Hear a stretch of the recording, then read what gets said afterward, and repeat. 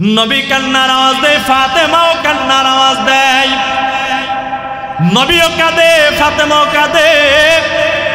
যেই মাত্র হাসান হুসাইন কান বরাবর নবীজির কান্না মাখা আওয়াজটা হাসান হুসাইনের কান পর্যন্ত পৌঁছায়া যায়, হাসান হুসাইনের ঘুম ভেঙে যায়।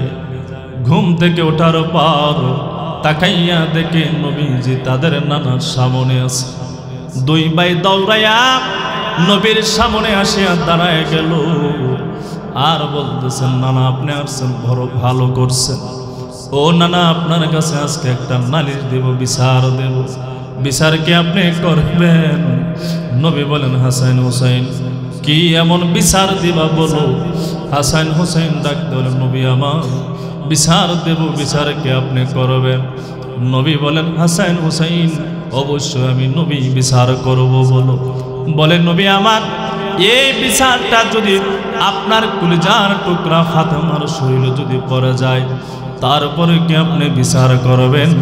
নবী জবাব দেয়, ও হাসান হুসাইন, অন্যায়কারী যদি আমার কলিজার টুকরা ফাতেমা যদি হয়ে যায়, তারপরও আমি নবী চুল পরিমাণ এদিক সেদিক করব না, বিচার করব।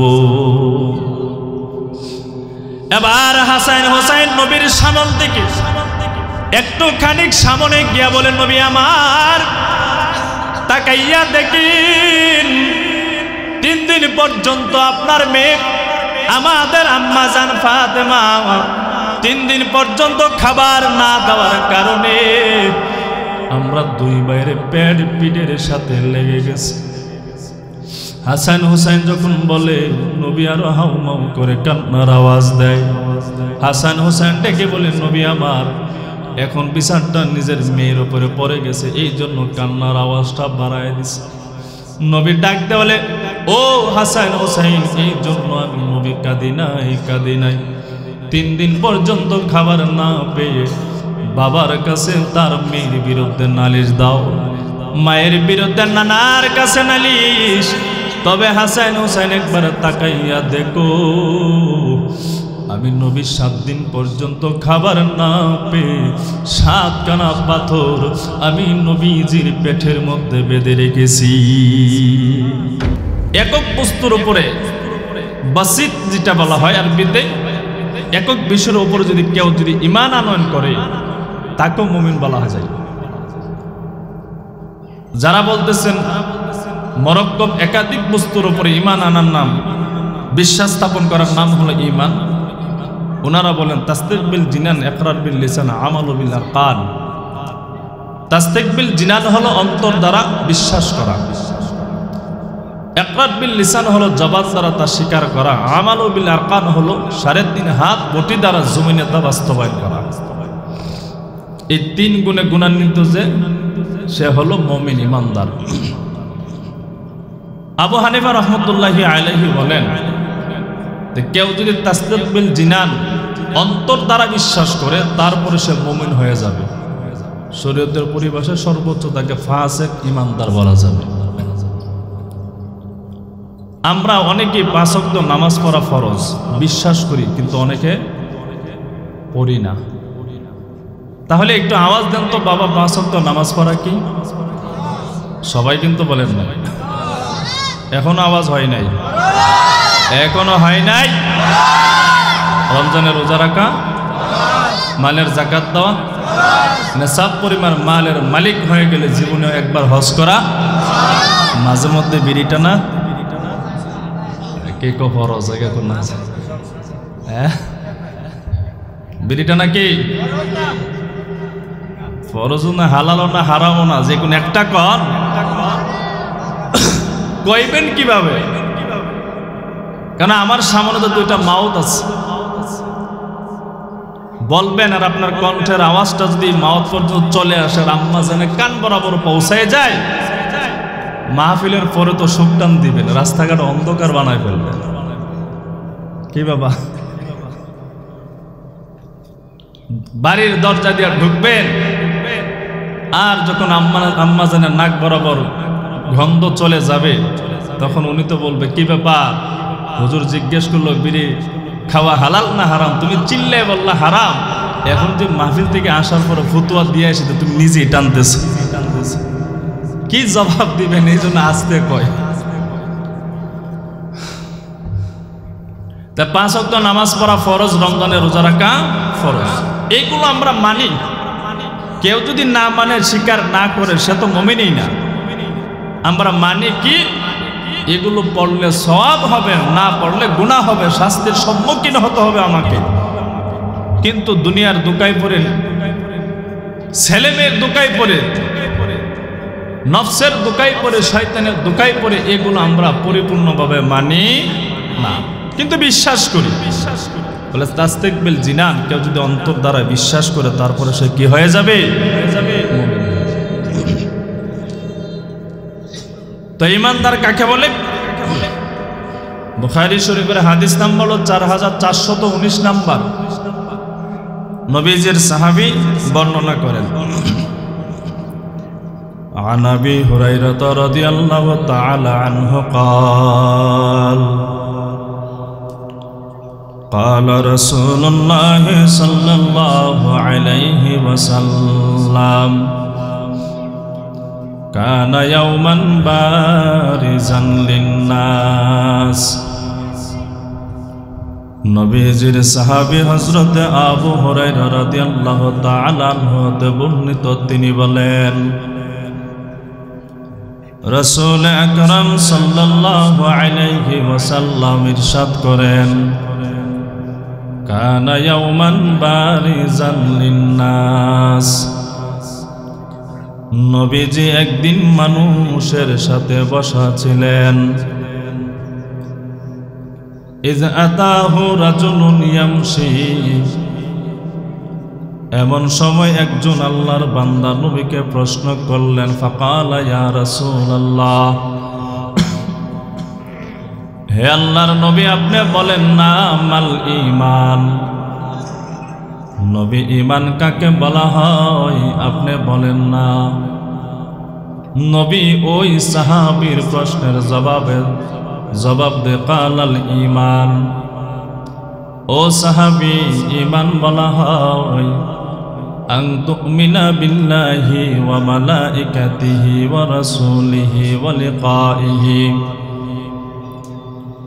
আল্লাহর উপরে ঈমান আনয়ন করবা, আল্লাহ এক, আল্লাহ অদ্বিতীয়, আল্লাহর মা নাই, আল্লাহর বাবা নাই, আর ছেলে নাই, আল্লাহর মেয়েও নাই, আল্লাহ কারো কাছ থেকে জন্ম নেই নাই, আল্লাহ আবার কাউকে জন্ম দেই নাই, ঠিক কিনা? দ্বিতীয় নাম্বার, ঈমান আনয়ন করবা সমস্ত ফেরেশতা কুলের উপরে। এরপরে আল্লাহ তাআলা যত নবী রাসূল দুনিয়াতে প্রেরণ করেছে, 1,24,000 মতান্তরে 2,24,000 কম বেশি নবী রাসূল, যত নবী রাসূল দুনিয়াতে আগমন করেছিল সমস্ত নবী রাসূলের উপর ঈমান আনয়ন করবা। ওয়া লিকাইহি, হাসরের ময়দানে আল্লাহ তাআলার সান্নিধ্য পাওয়া, আল্লাহ তাআলার সাথে সাক্ষাৎ করতে হবে, সেই বিষয়ের উপরে ঈমান আনয়ন করবা। ওয়া তুমিনা বিল বাসিল আখির, এবং পুনরুত্থান দিনের উপরে ঈমান আনয়ন করবা। এরে কুমিল্লার মুসলমান ভালো করে শুনেন, দুনিয়ার জিন্দেগিতে যদি ঈমান যদি না থাকে, যত ভালো আমল করেন না কেন, যত ভালো আমল করেন না কেন, ঈমান যদি না থাকে, হাসরের ময়দানে দুনিয়ার ভালো কাজের ফলাফল কিন্তু আল্লাহর দরবারে পাওয়া যাবে না, ঠিক কিনা? বুখারী শরীফের হাদিস নাম্বার হলো 411 নাম্বার। আম্মা জান আয়েশা সিদ্দিকা রাদিয়াল্লাহু তাআলা আনহা হতে বর্ণিত, তিনি বলেন, কুলতু ইয়া রাসূলুল্লাহ, আমি প্রশ্ন করলাম, হে আল্লাহর নবী, ইবনে জুদাআন ইবনে জুদান একজন সাহাবী কানা ফিল জাহিলিয়া, জাহিলিয়াতের যুগে তখন ইবনে জুদান আপনার সাহাবী ঈমান আনয়ন করে নাই। ওয়াসিলুর রাহিমা, কিন্তু আপনার সাহাবী ইবনে জুদান আত্মীয়তার বন্ধন টিকে রাখতো। হয়তো ইমুল মিসকিন, এবং গরিব অসহায় মিসকিনদেরকে খাবার খাওয়াতো। ফাহাল যাকা নাফিউহু, ও নবী আপনার সাহাবী ইবনে জুদান কি হাসরের ময়দানে এই ভালো ভালো কাজের ফলাফল কি পাবে? নবীজি জানায় দেয় লা ইয়ানফাউহু, না আয়েশা হাসরের ময়দানে ইবনে জুদান কোনো ফলাফল পাবে না, কোনো প্রতিদানও পাবে না। আম্মা জান আয়েশা রাদিয়াল্লাহু তাআলা আনহা বলেন, নবী আমার আত্মীয়তার বন্ধন রাখা তো সবের কাজ। নবী বলে হা হা। গরিব অসহায় মিসকিনদের খাবার খাওয়ানো তো সবের কাজ। নবী বলে হা হা। তাহলে নবী আমার ইবনে জুদান কেন হাসরের ময়দানে এই ভালো কাজ করার পরও ফলাফল পাবে না, প্রতিদান পাবে না? আপনা আমার মায়ার নবী জবাব দেয়, ও আয়েশা, যখন ইবনে জুদান আত্মীয়তার বন্ধন টিকে রাখতো, অসহায় মিসকিন গরিব মানুষদেরকে খাবার খাওয়াতো, তখন ইবনে জুদানের কলবের মধ্যে, অন্তরের মধ্যে ঈমানের মতন দামি সম্পদ ছিল না। ঈমানের মতন দামি সম্পদ যদি অন্তরে না থাকে, দুনিয়ার বুকে ভালো কাজ করার পর আখিরাতের ফলাফল পাবে। বুখারী শরীফের হাদিস নাম্বার হলো 25 নাম্বার। عن أبي هريرة رضي الله تعالى عنه قال قال رسول الله صلى الله عليه وسلم سئل أي العمل أفضل। নবীজির সাহাবী আবু হুরায়রা রাদিয়াল্লাহু তাআলা আনহু হতে বর্ণিত, তিনি বলেন রাসূল আকরাম সাল্লাল্লাহু আলাইহি ওয়াসাল্লাম ইরশাদ করেন, নবীকে প্রশ্ন করা হলো, নবী আমার বলেন না কোন আমলটা সবচেয়ে বড় দামি, কোন আমলটা বড় উত্তম ভালো? নবীজি প্রশ্নের জবাব দেয়, ঈমানুম বিল্লাহি ওয়া রাসূলিহি, আসমানের নিচে জমিনের উপরে সবচেয়ে দামি আমল, ভালো উত্তম আমল হলো আল্লাহ এবং তার নবীর উপরে ঈমান আনয়ন করা। এই ঈমান এমন একটা দামি। বুখারী শরীফের হাদিস নাম্বার হলো 8। নবীজির সাহাবী আবু হুরায়রা রাদিয়াল্লাহু তাআলা আনহু হতে বর্ণিত, রাসূল আকরাম সাল্লাল্লাহু আলাইহি ওয়াসাল্লাম ইরশাদ করেন, আল ঈমানু বিদ'উ ওয়া সাব'উনা শু'বা ফাআফযালুহা কাওলু লা ইলাহা ইল্লাল্লাহ ওয়া আদনাহা ইমাতাতুল আযা আনিত তরিক ওয়াল হায়াউ শু'বাতুম মিনাল ঈমান। নবীজি জানায়া দেয়, ঈমানের শাখা প্রশাখা হলো 70-এর অধিক। মুহাদ্দিসিনে কেরাম বলেন ঈমানের শাখা প্রশাখা হলো 77টা, 77। এই 77টা ঈমানের শাখাকে মুহাদ্দিসিনে কেরাম 3 ভাগে ভাগ করেছে। 30 খানা ঈমানের সম্পর্ক হলো কলবের সাথে, 7 খানা ঈমানের সম্পর্ক হলো জবানের সাথে, বাকি 40 খানা ঈমানের সম্পর্ক হলো 3.5 হাত বটির সাথে। এই 30, 7 আর 40 মিলাইলে হয় 77টা। কতটা? জোরে আওয়াজ দিয়ে বলেন, কয়টা?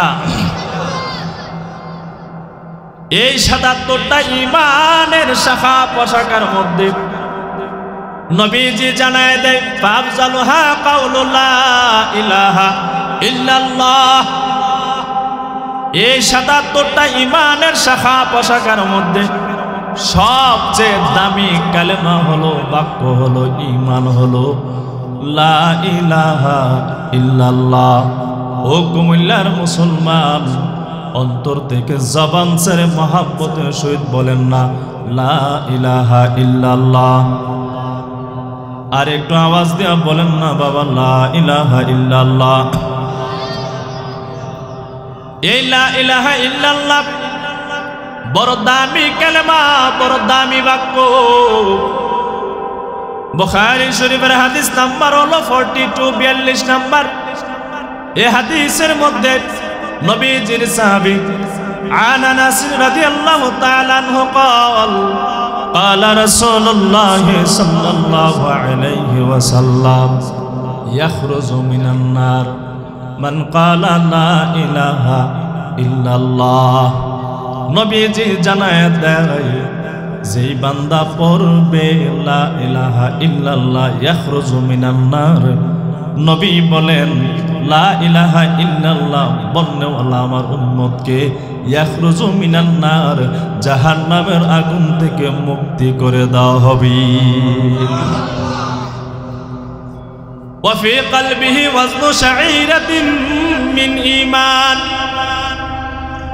এ যুবক ভাই, বৃদ্ধ বাবা, পর্দার আলের মা, নবী বলেন যে উম্মতের অন্তরের মধ্যে, কলবের মধ্যে দানা পরিমাণ ঈমান, সরিষা পরিমাণ ঈমান, গম পরিমাণ ঈমান থাকবে, ইয়াখরুজু মিনান নার, আমার ওই উম্মতকে জাহান্নামের আগুন থেকে বের করে দেওয়া হবে।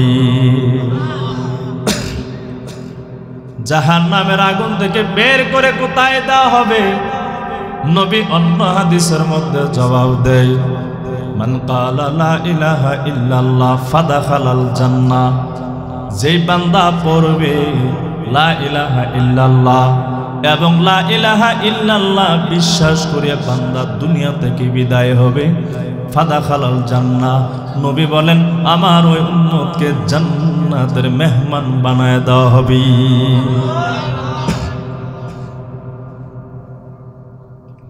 যেই বান্দা পড়বে, যে উম্মত পড়বে লা ইলাহা ইল্লাল্লাহ এবং লা ইলাহা ইল্লাল্লাহ মুহাম্মাদুর রাসূলুল্লাহ, যে উম্মত বিশ্বাস করবে এবং এই বিশ্বাস নিয়ে দুনিয়া ত্যাগ করবে, নবী বলেন ফাদাখালাল জান্নাহ, আমার ওই উম্মতকে জান্নাত দান করা হবে। কত বড় জান্নাত দেওয়া হবে, কত বড় জান্নাত পাবো জানার দরকার আছে কি নাই? এবার যে বান্দা লা ইলাহা ইল্লাল্লাহ পড়বে, বিশ্বাস করে দুনিয়া থেকে বিদায় হবে, নবী আমার জানায় দেয় ওই আমার উম্মতকে জান্নাত দান করা হবে। কত বড় জান্নাত দেওয়া হবে? মনে মনে কি ভাবতেছেন আমাদের কুমিল্লা ডিস্ট্রিক্টের সমপরিমাণ জান্নাত দেওয়া হবে? না বাবা, না না, তার চেয়ে আরো বড় জান্নাত আল্লাহ তাআলা দান করবেন। কত বড় জান্নাত? তাহলে কি আপনাদের চট্টগ্রাম বিভাগের সমপরিমাণ জান্নাত দেওয়া হবে? না, বলে তার চেয়ে আরো বড় জান্নাত দেওয়া হবে।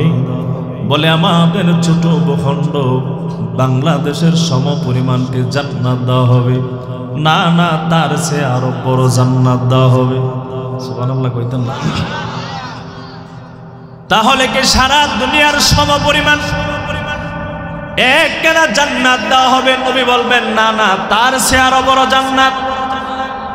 সাহাবায়ে কেরাম বলবেন নবী আমার, তাহলে কত বড় জান্নাত দেওয়া হবে?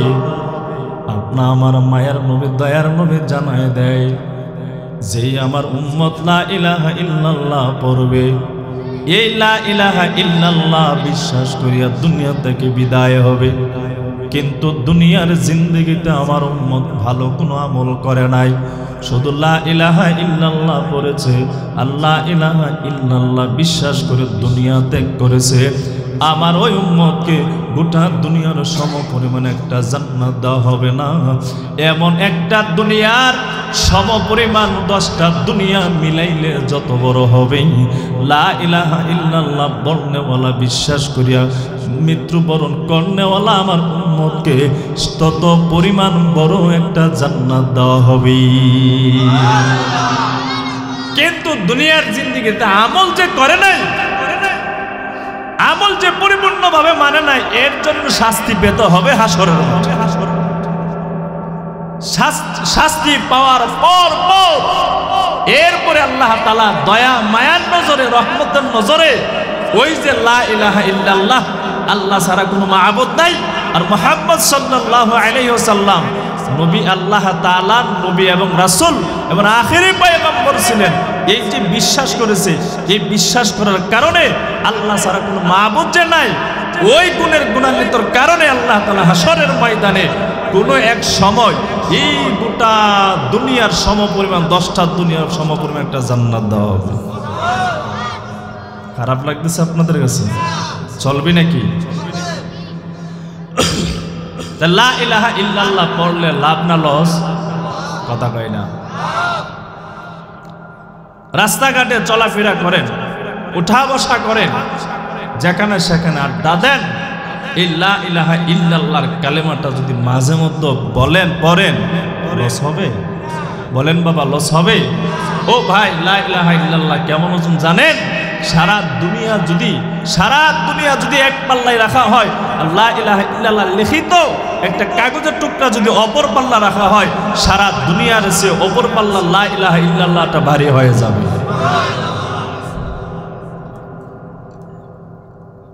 এরে যুবক ভাই, বৃদ্ধ বাবা, পর্দা আড়ালের মা, এই লা ইলাহা ইল্লাল্লাহ পড়নেওয়ালা বান্দাকে তত বড় জান্নাত দেওয়া হবে। এবার আল্লাহর নবী বলেন, ওয়াদনাহা ইমাতাতুল আযা আনিত তরিক, আর ইমানের শাখা প্রশাখা 77টার মধ্যে নিম্ন শাখা হলো, রাস্তার মধ্যে যদি কোনো কষ্টদায়ক বস্তু থাকে, এই কষ্টদায়ক বস্তুটাকে হটাইয়া দেওয়া, এটা হলো ইমানের একটা শাখা। ওয়াল হায়াউ শু'বাতুম মিনাল ঈমান, নবী এরপরে জানায়া দেয়, লজ্জা হলো ইমানের অংশ, লজ্জা হলো ইমানের অংশ। কিন্তু বাবা দাড়ি পেকে গেছে, বয়স অনেক আব্বাজানের শেষ কোটায় পড়ে গেছে, নাতির সমপরিমাণ বয়স, ছেলের সমপরিমাণ বয়স, তাদেরকে নিয়া রাস্তাঘাটে, হোটেলে, হোস্টেলের মধ্যে বসিয়া টেলিভিশনের পর্দার দিকে তাকাইয়া পরিমণির চেহারা দেখে,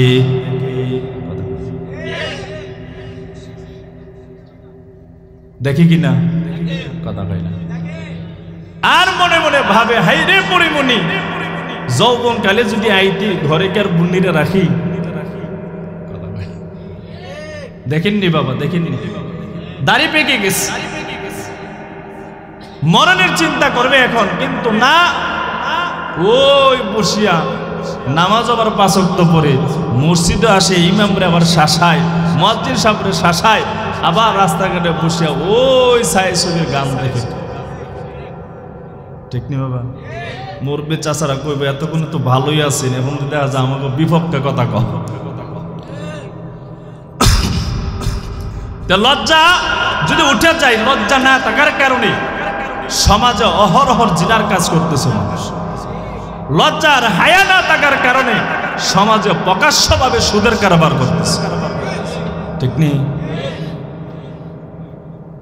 প্রকাশ্যভাবে সুদের মতন এত হারাম কাজ, এই কাজকে অহরহর মানুষ করে, এটা যে বড় গুনাহ আর বড় পাপ, কবিরা গুনাহ, এটারে বিশ্বাসই করে না।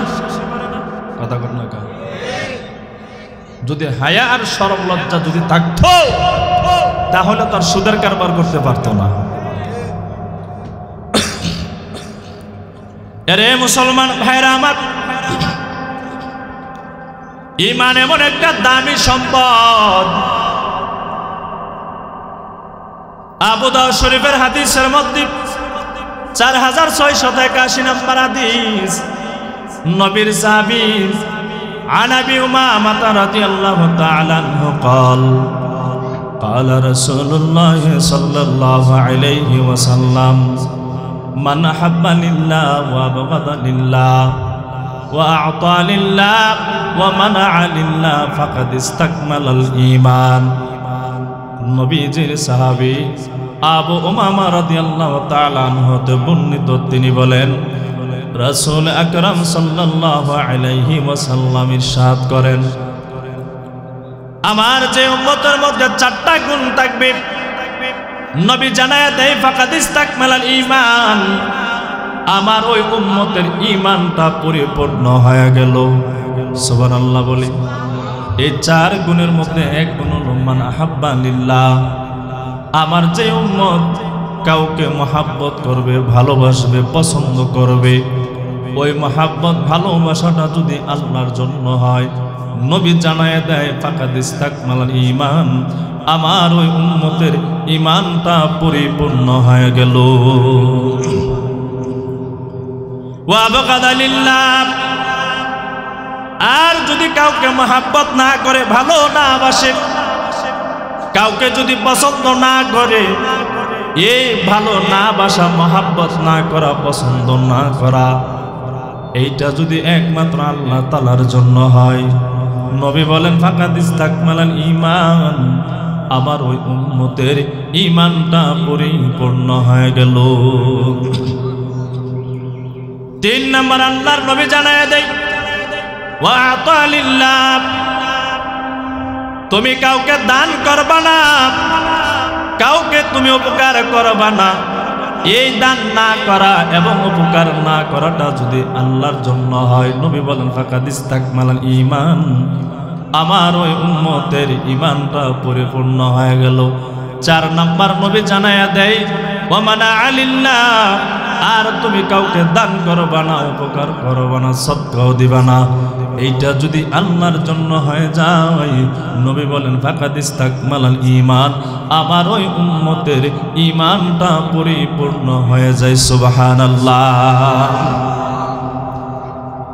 আল্লাহ ওই ঈমানদার বান্দাদেরকে সম্বোধন করে বলেন ও দুনিয়ার ঈমানদার দুনিয়ার জিন্দেগিতে চলতে গেলে দুনিয়ার জিন্দেগিতে চলাফেরা করবা কথাবার্তা বলতে গেলে জালেমদের বিরুদ্ধে যদি কথা বলো অন্যায়ের বিরুদ্ধে যদি কথা বলো প্রতিবাদ যদি করো দুনিয়ার জিন্দেগিতে তোমাদের উপরে বিপদ আপদ মুসিবত আসবে ওই বিপদ আপদ মুসিবতের উপরে যদি ধৈর্য ধারণ করতে পারো আমি আল্লাহ ঘোষণা দিলাম সূরা জুমার 10 নম্বর আয়াতের মধ্যে আল্লাহ তাআলা জানায় দেয় যারা ধৈর্যশীল বান্দা বান্দি হবে হাসরের ময়দানে আমি আল্লাহ তাদেরকে বিনা হিসাবে জান্নাত দান করে দেব কারণ এই গোটা দুনিয়াটা হলো মুমিন বান্দার জন্য পরীক্ষার হল ওই রূহের জগতের মধ্যে আমি আপনি সমস্ত মানুষ আল্লাহ তাআলার ওই রূহের জগতের মধ্যে আল্লাহ যেদিন প্রশ্ন করেছিল আলাস্তু বিরাব্বিকুম আমি আল্লাহ কি তোমাদের রব নয় আমি আল্লাহ কি তোমাদের রব নয় সেই দিন আমি জবাব দিয়েছিলাম কালু বালা শাহিদনা হ্যাঁ হ্যাঁ আল্লাহ আপনি আমাদের রব সেই দিন আল্লাহ প্রশ্ন করেছিলেন কয়টা ব্যাপারে আমি আল্লাহ রব সেই দিন আমিও প্রশ্নের জবাব দিয়ে বলেছিলাম মানি আপনি আমাদের ছয়টা ব্যাপারে রব কয়টা আওয়াজ দিয়ে বলেন কয়টা এরে যুবক ভাই বৃদ্ধ বাবা পর্দার আড়ালের মা ভালো করে শুনেন ওই দিন বলেছিলাম মালিক 6 ব্যাপারে আপনি আমাদের রব এক নাম্বার হলো আপনি আমাদের ব্যক্তি জীবনের রব দ্বিতীয় নাম্বার হলো আপনি আমাদের পারিবারিক জীবনের রব 3 নাম্বার বলেছিলাম সামাজিক জীবনে আপনি আমাদের রব 4 নাম্বার হলো রাষ্ট্রভাবে আপনি আমাদের রব 5 নাম্বার হলো আন্তর্জাতিকভাবে আপনি আমাদের রব 6 নাম্বার হলো অর্থনৈতিক দিক দিয়ে আপনি আমাদের রব এই যে রব আপনি আমি দাবি করেছিলাম এই রব ঠিকঠাক ভাবে মানে কি মানি না। এই জন্য আল্লাহ যাচাই বাছাই করার জন্য আপনি আমার জন্য দুনিয়া নামক একটা জায়গায় আল্লাহ পরীক্ষার হল বানায় দিছে। এই দুনিয়ার মধ্যে আপনি আমার বানায় দিছে, পাঠায় দিছে পরীক্ষার্থী হিসেবে। আর আল্লাহ স্বয়ং পরীক্ষক হইয়া আপনি আমার দুনিয়ার জিন্দেগিতে পাঠায় দিলেন। ওরে বান্দা, আমি মালিক রে যে তুমি রব বলে দাবি করেছো, দুনিয়ার জিন্দেগি পাওয়ার পর, টাকা পয়সা ধন সম্পদ পাওয়ার পর, অট্টালিকা বাড়ি গাড়ি সুন্দর বিবি পাওয়ার পর ওই ওয়াদার কথা ঠিকভাবে পালন করো কি করো না যাচাই করার জন্য আমি আল্লাহ দুনিয়া নামক পরীক্ষার হল বানায় দিলাম। সূরা আনকাবুতের 2 নম্বর আয়াতের মধ্যে আল্লাহ জানায় দেয়, আহাসিবান নাস আইয়ুতরাকু আইয়াকুলু আমান্না ওয়া হুম লা ইফতানুন। আল্লাহ বলেন, হাসিবান নাস, ও মানুষ তোমরা কি ধারণা করো, মনে মনে ভাবো, আইয়ুতরাকু তোমাদেরকে ছেড়ে দেওয়া হবে, আইয়াকুলু আমান্না যদি তোমরা দাবি করো বলো আমরা ঈমানদার মুমিন, ঈমান আনয়ন করেছি, ওয়া হুম লা ইফতানুন তোমাদেরকে পরীক্ষা নিরীক্ষা করা হবে না। নারে বান্দা নারে না, দুনিয়ার জিন্দেগিতে প্রত্যেকটা মানুষ, পুরুষ হোক মহিলা হোক, আমি আল্লাহ তাআলা প্রত্যেকের ঈমান ও ধৈর্যের পরীক্ষা নেবই নেব। সূরা মুলকের 2 নম্বর আয়াতের মধ্যে আল্লাহ জানায় দেয়, আল্লাযী খালাকাল মাউতা ওয়াল হায়াতা লিয়াবলুয়াকুম আইয়ুকুম আহসানু আমালা। আল্লাহ বলেন, মরণ এবং জীবনকে, মরণ এবং হায়াতকে, মৃত্যুকে এবং জীবনকে আমি আল্লাহ তাআলা সৃষ্টি করেছি কেন? লিয়াবলুয়াকুম আইয়ুকুম আহসানু আমালা। দুনিয়ার জিন্দেগিতে বান্দা ও বান্দির দল কে কত ভালো আমল করো, আমি আল্লাহ পরীক্ষার জন্য হায়াত এবং মরণকে সৃষ্টি করেছি। দুনিয়ার জিন্দেগিতে আপনি আমার ঈমান ও ধৈর্যের পরীক্ষা আল্লাহ তাআলা নেবেন। সূরা বাকারা 155 নম্বর আয়াতের মধ্যে আল্লাহ বলেন, আমি আল্লাহ পরীক্ষা নেব তোমাদেরকে 5টা বিষয় দ্বারা। কয়টা বিষয় দ্বারা? আওয়াজ দেয়া বলেন বাবা, কয়টা বিষয় দ্বারা পরীক্ষা নেবেন? 1 নম্বর হলো খাউফ। 1 নম্বর হলো খাউফ, ভয়ের মাধ্যমে আমি আল্লাহ ঈমান ও ধৈর্যের পরীক্ষা নেব। 2 নম্বর আল্লাহ তাআলা জানায় দেয়, ক্ষুধার্তর মাধ্যমে আমি আল্লাহ তাআলা ধৈর্য ঈমানের পরীক্ষা নেব। 3 নম্বর আল্লাহ বলেন, মালের মাধ্যমে আমি আল্লাহ ঈমান ও ধৈর্যের পরীক্ষা নেব। 4 নম্বর হলো আমি আল্লাহ তাআলা জানের মাধ্যমে ধৈর্য এবং ঈমানের পরীক্ষা নেব। 5 নম্বর আল্লাহ বলেন, ওয়াসামারাত, ফসল আদি ধ্বংসের মাধ্যমে আমি আল্লাহ তাআলা ঈমানের পরীক্ষা নেব। আল্লাহ বলেন, নবী আমার জানায়া দেন, যারা এই ধৈর্যের মধ্যে উত্তীর্ণ হবে, এই ধৈর্যের মধ্যে সফলতা অর্জন করবে, আমার ওই বান্দা বান্দীদেরকে আমার তরি জান্নাত তাদেরকে দান করে দেব, তাদেরকে আমার তরি জান্নাত দান করে দেব। মোল্লা আলী কারি রহমতুল্লাহি আলাইহি বিবিকে নিয়ে খাবার খায়, দস্তারখানার উপরে খাবার, দস্তারখানা বিছায়া যখন বিবিকে নিয়ে খাবার খায়, মোল্লা আলী কারি রহমতুল্লাহি আলাইহি বিবির চেহারার দিকে তাকাইয়া মুস্কি মুস্কি হাসে। বিবি আবার ডাক দিয়ে বলে, স্বামী আমার, কোনদিন তো খাবারে বসিয়া দস্তারখানার মধ্যে খাবার রাখিয়া কোনদিন তো আমার চেহারার দিকে তাকাইয়া তাকাইয়া তো মুস্কি মুস্কি হাসেন না, আজকে এত মুস্কি মুস্কি হাসার পেছনে কি কারণ? মোল্লা আলী কারি রহমতুল্লাহি আলাইহি জবাব দেয়, বিবি আমার, হাসরের ময়দানে তুমিও জান্নাতি আমিও জান্নাতি। এবার বিবি ডাকতে বলে, স্বামী আমার, কেমন করে আমিও জান্নাতি আপনিও জান্নাতি? মোল্লা আলী কারি রহমতুল্লাহি আলাইহি জবাব দেয়, ও বিবি আমার, তোমার মতন কালো বিবি পাইলাম। আমি একজন আলেম ফকিহ, দেখতো সুঠাম দেহের অধিকারী যুবক, তোমার মতন একজন কালো বিবি পাইলাম, কোনোদিন ধৈর্য হারা হয় না, বরঞ্চ ধৈর্য ধারণ করেছি, সবর করেছি। কারণ আল্লাহ তাআলা আমার তকদিরে, ভাগ্যের মধ্যে যা রেখে দিয়েছে, তোমার কালো পাবিয়া ছেড়েও দেই নাই।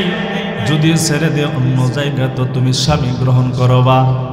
তার যদি কষ্ট হয়, এই চিন্তা ভাবনা করিয়া তোমার আমি ছাড়ি নাই। তোমারে নিয়ে আমি সংসার করি, সংসার করতেছি, ধৈর্য ধারণ করতেছি। আল্লাহ তো জানাই দিলেন, যারা ধৈর্যশীল বান্দা হবে, বান্দি হবে, হাসরের ময়দানে আমার তরি জান্নাত তাদেরকে দান করে দেব। এবার বিবি ডাকতে বলে, স্বামী আমার, আপনি জান্নাতি বুঝলাম, আমি কিভাবে জান্নাতি হব? এবার মোল্লা আলী কারি রহমতুল্লাহি আলাইহি জবাব দেয়, এ বিবি ধৈর্য ধারণ করার কারণে হাসরের ময়দানে আল্লাহ তাআলা জান্নাত দান করবে। তুমি কিভাবে জান্নাতি হবা? বলে, তুমি তো কালো মহিলা, আমার মতন স্বামী পাওয়ার পর, সুঠাম দেহের অধিকারী স্বামী পাওয়ার পর, এত বড় একজন আলেম ফকিহ পাওয়ার পর অহংকার করো নাই রে বিবি, অহংকার করো নাই, শুকরিয়া আদায় করেছ। আল্লাহ তো জানাই দিলেন, শুকরগুজার বান্দা যারা বান্দি হবে হাসরের ময়দানে আল্লাহ তাদেরকে জান্নাত দান করে দিবেন। আর আপনা আমার ঘরের মধ্যে যদি বিপদ আর আপদ চলে আসে, সামান্য পরিমাণ অসুস্থ বেমার যদি পড়ে যায়, ভাইরে নাক ছিটকাই বলে, আমি গরিব অসহায় মানুষকে আল্লাহ বারবার দেখে, এই যে সমাজে সুৎখোর আর লম্পট আর দুর্নীতি আছে, এর কি আল্লাহ চোখে দেখে না? এর বেমার আমার হতে পারে না? কয়নি? ও বাবা, আপনাকে আল্লাহ গরিব রাখছে কেন জানেন? ঈমান ও ধৈর্যের পরীক্ষা নেওয়ার জন্য। বড় লোককে আল্লাহ কেন বড় লোক বানাইছে? বলে ওই বড় লোকটা ধন সম্পদ দিয়ে তার ঈমান ও ধৈর্যের পরীক্ষা নেওয়ার জন্য আল্লাহ বানাইছে। জানেন, যারা গরিব হবে, অসহায় হবে, ইবনে মাজাহ শরীফের হাদিস নাম্বার 4122 নাম্বার, নবীজির সাহাবী আবু হুরায়রা থেকে বর্ণিত, তিনি বলেন, রাসূল আকরাম সাল্লাল্লাহু আলাইহি ওয়াসাল্লাম ইরশাদ করেছেন, হাসরের ময়দানে বড় লোক ধনীদের 500 বছর আগে গরিবেরা জান্নাতে যাবে। এই 500 বছর আগে কেন যাবে? বলে, গরিবের ধন নাই, সম্পদ নাই, হিসাব দেওয়ার প্রয়োজন নাই। বড় লোক ধন সম্পদ আছে, হিসাব দিতে যে 500 বছর লাগবে। এই জন্য যুবক ভাই, বৃদ্ধ বাবা, পর্দার আলের মা, আপনি আমার ঈমান ও ধৈর্যের পরীক্ষা আল্লাহ তাআলা নিবেন। দুনিয়াতে সমস্ত নবী রাসূলদের ঈমান ও ধৈর্যের পরীক্ষা আল্লাহ নিয়েছে। আইয়ুব নবীর ঈমান ও ধৈর্যের পরীক্ষা আল্লাহ নিয়েছেন। ঈসুফ পয়গম্বরের ঈমান ও ধৈর্যের পরীক্ষা আল্লাহ নিয়েছে। আপনি আমার মায়ার নবীর ঈমান ও ধৈর্যের পরীক্ষা আল্লাহ নিয়েছে। এরে বাবা, যেই মানুষের যত সম্মান, তার ঈমান ও ধৈর্যের পরীক্ষা তত বড়। ছোট্ট একটা ঘটনা বলি, শুনেন। এই ঘটনা বলবো কেন রে বাবা? ধৈর্য হারা হবেন না, ধৈর্য নিয়ে সামনে আগাবেন। যেই সমস্ত মানুষ ধৈর্যশীল বান্দা বান্দি হবে, আল্লাহ বলেন তাদের সাথে আমি সব সময় থাকব।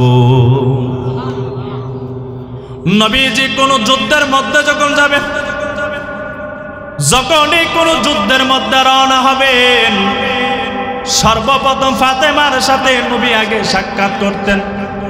যখন আবার যুদ্ধ থেকে রিটার্ন ফিরত আসতেন, নবীজি সর্বপ্রথম ফাতেমার সাথে নবী আগে সাক্ষাৎ করতেন। একদিনের ঘটনা, নবী ফাতেমা রাদিয়াল্লাহু তাআলা আনহার দরজার সামনে আসিয়া দাঁড়ায় গেলেন, সালাম দিলেন, আসসালামু আলাইকুম ইয়া ফাতেমা। নবী একবার সালাম দিলেন, ঘরের ভিতর থেকে কোনো সালামের জবাব আসে নাই।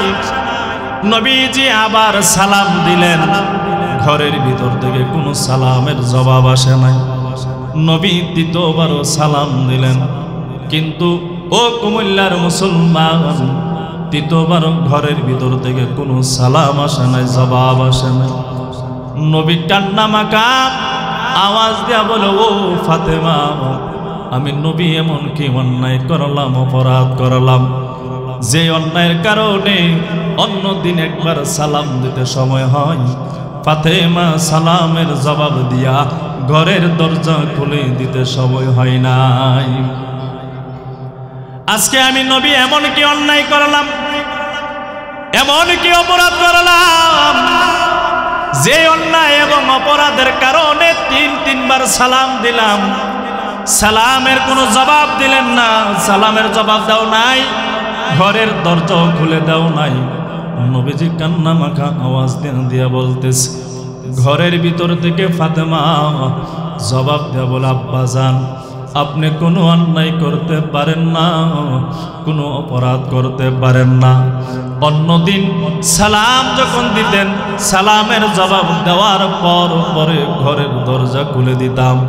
আজকে কেন দেই নাই বাবা জানেননি? কেনই বা ঘরের দরজা আমি খুলে দেই না জানেননি? ও বাবা, অন্যদিন ঘরের দরজা খুলে দিতাম, সেই দিন আমি ফাতেমার শরীরের মধ্যে পর্যাপ্ত পরিমাণ কাপড় থাকতো। আজকে যে ঘরের দরজা আমি খুলে দেব, ও আব্বা জান, আমি ফাতেমার শরীরে কিন্তু সেই পরিমাণ কাপড় না। এরে যুবক ভাই, বৃদ্ধ বাবা, পর্দার আড়ালের আম্মা জান, ও মা শুনেন, নবীর কলিজার টুকরা ফাতেমার সংসার জীবনে কেমন অসহায় জীবন কেটেছে। এবার নবীজির কাঁধের মধ্যে একখানা চাদর মুবারক ছিল, এই চাদরখানা ঘরের দরজা দিয়ে যখন ফাতেমার কাছে দিলেন আর বললেন, ফাতেমা, এই চাদরখানা দিয়ে তোমার পুরাটা শরীর ঢেকে তারপরে দরজাটা খুলে দাও। ওই চাদর মোবারক দিয়া পুরাটা শরীর ঢাকার পর নবীর জন্য যখন ফাতেমা দরজাটা খুলে দিলেন, নবীজি ঘরের ভিতরে ঢুকলেন। ঢুকার পর এক কদম সামনে দেয়, আর ফাতেমার চেহারার দিকে বারবার তাকাইয়া নবী কান্নার আওয়াজ দেয়। ফাতেমা ডাক দেন, আব্বা জান, আগে সালামের জবাব দেই নাই, ঘরের দরজাও খুলি নাই, এই জন্য আপনি কান্নার আওয়াজ দিয়েছেন। এখন তো সালামের জবাবও দিলাম, ঘরের দরজাও খুলে দিলাম, বাবা তারপরে কেন আপনি কাঁদেন? নবীজি জবাব দেই, ফাতেমা, তোমার চেহারাটা মলিন কেন দেখা যায়? মনে হয় কয়েকদিন পর্যন্ত মনে কোনো খাবার দাবার তুমি খাও না। ফাতেমা রাদিয়াল্লাহু তাআলা আনহা জবাব দেয়, আব্বা জান, আমি খাবার খাই না, এতে আমার কোনো দুঃখ নাই, কোনো কষ্ট নাই, কিন্তু আব্বা জান তাকাইয়া দেখেন, আপনার কলিজার টুকরা হাসান হুসাইন 3 দিন পর্যন্ত খাবার না পাইয়া আমি মায়ের পায়ের মধ্যে পড়িয়া বারবার কান্নার আওয়াজ দেয়া বলে, আম্মা জান, 3 দিন পর্যন্ত খাবার নাই। 3 দিন পর্যন্ত খাবার না খাওয়ার কারণে তাকাইয়া দেখেন গো আম্মা জান, আমরা 2 ভাই হাসান হুসাইন পিঠের সাথে লেগে গেছে। মা, পেটের খিদা আর যন্ত্রণা সহ্য করতে পারি না, ও মা তাড়াতাড়ি খাবার দেন। বাবা তাকাইয়া দেখেন, পেটের খিদা যন্ত্রণা সহ্য না করতে পেরে হাসান হুসাইন লম্বা হয়ে মাটির উপরে পেট লাগাইয়া শুয়ে গেছে। নবী কান্নার আওয়াজ দেয়, ফাতেমাও কান্নার আওয়াজ দেয়, নবীও কাঁদে, ফাতেমাও কাঁদে। যেই মাত্র হাসান হুসাইন কান বরাবর নবীজির কান্না মাখা আওয়াজটা হাসান হুসাইনের কান পর্যন্ত পৌঁছায়া যায়, হাসান হুসাইনের ঘুম ভেঙে যায়। ঘুম থেকে ওঠার পর তাকাইয়া দেখে নবীজি তাদের নানার সামনে আছে। 2 ভাই দৌড়াইয়া নবীর সামনে আসিয়া দাঁড়ায় গেল আর বলতেছেন, নানা আপনি আসছেন, বড় ভালো করছেন, ও নানা আপনার কাছে আজকে একটা নালিশ দেব, বিচার দেব, বিচার কি আপনি করবেন? নবী বলেন হাসান হুসাইন কি এমন বিচার দিবা বলো? হাসান হুসাইন ডাকতে বলেন নবী আমার বিচার দেব, বিচার কি আপনি করবেন? নবী বলেন হাসান হুসাইন অবশ্যই আমি নবী বিচার করব বলো। বলেন নবী আমার এই বিচারটা যদি আপনার কলিজার টুকরা ফাতেমার শরীরে যদি পড়ে যায় তারপরে কি আপনি বিচার করবেন? নবী জবাব দেয় ও হাসান হুসাইন অন্যায়কারী যদি আমার কলিজার টুকরা ফাতেমা যদি হয়ে যায় তারপরও আমি নবী চুল পরিমাণ এদিক সেদিক করব না, বিচার করব। এবার হাসান হুসাইন নবীর সামন থেকে একটু খানিক সামনে গিয়া বলেন নবী আমার তাকাইয়া দেখিন 3 দিন পর্যন্ত আপনার মেয়ে আমাদের আম্মা জান ফাতেমা 3 দিন পর্যন্ত খাবার না দেওয়ার কারণে আমরা 2 ভাইয়ের পেট পিঠের সাথে লেগে গেছে। হাসান হুসাইন যখন বলে নবী আরো হাউমাউ করে কান্নার আওয়াজ দেয়। হাসান হুসাইন ডেকে বলেন নবী আমার এখন বিচারটা নিজের মেয়ের উপরে পড়ে গেছে, এই জন্য কান্নার আওয়াজটা বাড়ায় দিছে। নবী ডাকতে বলে ও হাসান হুসাইন এই জন্য আমি নবী কাঁদি নাই 3 দিন পর্যন্ত খাবার না পেয়ে বাবার কাছে তার মেয়ের বিরুদ্ধে নালিশ দাও, মায়ের বিরুদ্ধে নানার কাছে নালিশ। তবে হাসান হুসাইন একবার তাকাইয়া দেখো আমি নবী 7 দিন পর্যন্ত খাবার না পেয়ে 7 কানা পাথর আমি নবীজির পেটের মধ্যে বেঁধে রেখেছি।